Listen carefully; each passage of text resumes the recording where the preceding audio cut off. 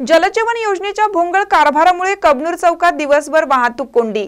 सततच्या वाहतूक कोंडीमुळे चर्चेत असलेल्या कबनूर चौकात जलजीवन योजनेच्या पाईपलाईन टाकण्याचे काम सुरू आहे। त्यामुळे ट्रॅक्टर व अवजड वाहने या खड्ड्यात अडकत आहेत। वाहतूक कोंडीमुळे वाहनांच्या लांबच लांब रांगा लागल्या होत्या। कबनूर चौक वाहतूक कोंडीचा अड्डा बनला आहे। सार्वजनिक बांधकाम विभागाची कांदारीची भूमिका तर लोकप्रतिनिधींनी बघ्याची भूमिका घेतल्याने कबनूरमधील वाहतूक कोंडीची समस्या बिकट बनली आहे।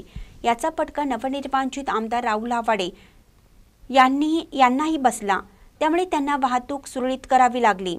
त्यातच जलजीवन मक्तेदाराने सध्या पाईपलाईन टाकण्याचं काम सुरू केल्याने मंगळवारी रात्रीपासून ऊसाचे ट्रॅक्टर अडकण्याची मालिका सुरू झाली आहे। कारखाना प्रशासनही ऊस वाहतुकीचं नियोजन लावत नसल्याने सर्वसामान्य वाहनधारकांना तासनतास या वाहतूक कोंडीत अडकून पडावं लागत आहे। शहराची वाढती लोकसंख्या, वाहनांची वाढती संख्या या प्रमाणात रस्त्याची रुंदी न वाढल्याने वाहतूक कोंडीचा प्रश्न जटिल बनला आहे।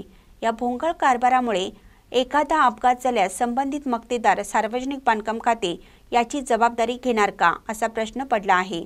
तसेच आता तरी लोकप्रतिनिधी याबाबत तोडगा काढतील का अशी चर्चा कबनूर चौकात आहे।